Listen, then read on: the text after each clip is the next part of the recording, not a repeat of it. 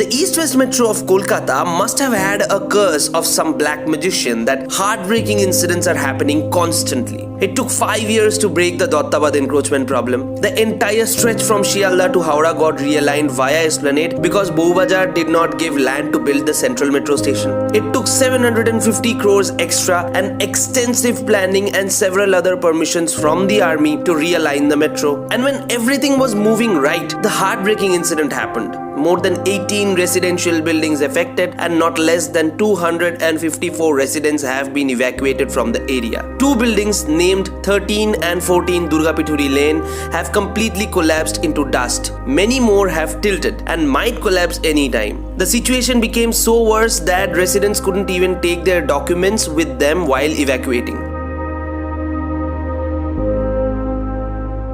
When most of the East-West Metro is structurally ready, the last section left to be bridged was the 2.45 km section from Shialda to Esplanade. Following this, on January 25th, this final stretch of tunneling began. Two tunnel boring machines named Chondi and Urvi were deployed. When Chondi was boring the westbound or Howrah Moidan bound tunnel, Urvi bored the Salt Lake bound tunnel. The TBMs began their journey from Esplanade following the SN Banerjee Road. At Wellington Crossing near Maulana Azad College, the TBMs bent left and following the Nirmal Chandra Street, they went ahead. This point was the most critical part of tunneling. From Bowbazar Mode, the TBMs had to turn right to follow the Bibi Ganguly Street up to Shialda. While constructing underground metro, TBMs often follow main roads. Even in this case, you have seen the TBMs were following SN Banerjee Road and Nirmal Chandra Street. But here, it wasn't possible. Nirmal Chandra Street intersects Bibi Ganguly Street approximately at 90-degree angle. Metro rails cannot negotiate such sharp bends. So,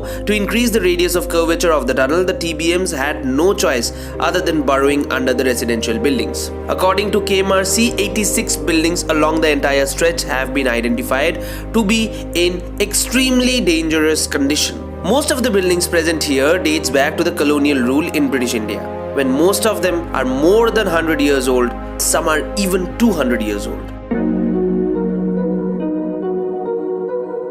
At around 7 p.m. last Saturday, the entire area started shaking. Many locals thought that there might be an earthquake. Meanwhile, 14 meters underground, TBM Chondi was boring tunnel. It was 7 p.m. when suddenly groundwater rushed into the tunnels through the cutter head of the giant TBM. In such a case, a mixture of concrete and different chemicals were forced to stop the water from leaking. But no matter how much they tried, water leakage could not be stopped. From 7 p.m. Saturday to 5 p.m. Sunday. Even after fighting 10 long hours, leakage could not be stopped. By then, many buildings above developed cracks and bends. The evacuation of the residents started. By Monday morning, Metro Rail Block visited the area to have a look at the situation. Nobody, not even the press, was allowed to get even close to the buildings. The Durgapithuri Lane and Shakrapara Lane have been abandoned from any movement. The Kolkata police is guarding the area 24/7. Special teams including disaster management team have been posted. Ambulances and civil defense trucks have also been parked near the affected areas. Chunks are often falling from the affected buildings and it can be noted that the rest of the buildings may collapse anytime. TBM Chondi actually hit an aquifer. An aquifer is basically a reserve of groundwater. When water from the surface, usually rainwater, drips into the soil, it passes through the permeable soils and rocks. After reaching a certain depth, there is a layer of impermeable rock which doesn't allow the water to further settle down.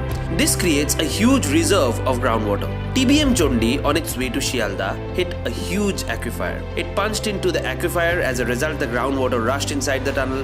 Now, as the groundwater rushed inside, the soil above the aquifer gradually settled. Banglaয় যাকে ধস বলে. The soil actually holds these buildings which also settle into the soil. Until and unless the water is stopped from flowing into the tunnel, more buildings will gradually collapse. Now, how to control the entire situation? Of course, we are no experts in this field, but talking to various locals and metro officials, we came to a conclusion. The only way to stop any further buildings from collapsing is simply to seal the metro tunnel by making a wall. This wall could act as a dam, stopping any further leakage of water. With the TBM in the front, it was almost impossible to build the wall before the cutter head of the TBM. So KMRC has decided to build the wall after the TBM. Although water can be stopped from flowing inside the tunnel, the TBM will probably be submerged into water. According to KMRC, this wall has already been made with concrete and steel. 2 lanes named Durgapithuri Lane and Chakrapara Lane have been closed. The number of evacuated residents has increased from 254 to 375 by Monday evening. Engineers of KMRC will further inspect the affected buildings. They'll check whether they can be kept or not. If the buildings cannot be kept or repaired, they'll break them down. New buildings will be constructed by KMRC in return there in Bowbazar or somewhere else. For the next few days, the evacuated residents will stay in hotels. KMRC is arranging apartments for them where they'll shift in a week or so. Now, the biggest question arises, what is going to be the future of East West Metro? Is it going to stop forever? Of course not. An aquifer just cannot stop a metro from getting constructed. Well, KMRC had absolutely no idea that an aquifer is actually present in the way. See, we think KMRC cannot be blamed here. Experts say aquifers are very hard to be predicted. It wasn't even identified in the surveys that were carried out before the tunneling started. Now that the aquifer blocks the way, TBM cannot move forward in this situation. If the TBM moves forward, it will continue to punch through the aquifer, resulting in more building collapse. We in our previous video said that the TBMs were scheduled to reach Shialda by November, according to KMRC. But that is definitely not going to happen now. Both the TBMs have been kept in standby mode. Now what next? What can be done? Please note that the KMRC has not made any comments regarding the future of the tunneling. Their immediate motto is to keep the situation under control. According to KMRC, 11 poor buildings in the place will be demolished. As of now, KMRC is constantly carrying out grouting to solidify the aquifer. Once solidified, soil test will be carried out. By making a deep shaft, TBM Chondi will be taken out of the tunnel. Of course, it will not be used again to make Kolkata Metro. However, a new TBM will be commissioned from Shialda Metro Station towards this shaft, which will complete the remaining 800 meters of tunnel. This entire process will extend the deadline from 2021 to 2022. Although Chondi will be taken out, Urvi will however continue to board the eastbound tunnel after the aquifer is solidified.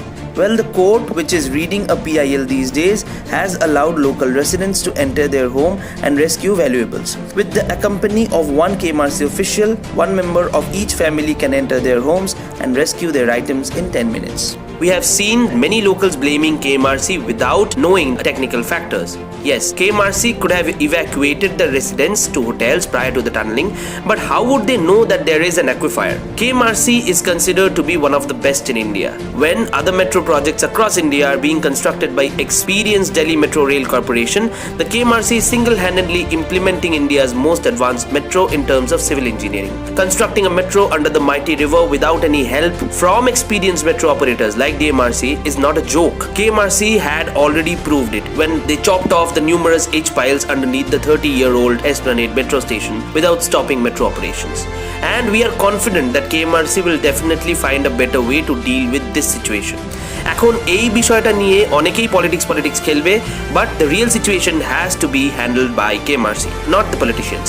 Thanks for watching. Don't blame us for such a long video. Hundreds of you asked us to make a detailed video on this topic, and detailing takes some time. Please subscribe to our channel if you have enjoyed this video, and don't forget to share it with your friends. Have a nice day.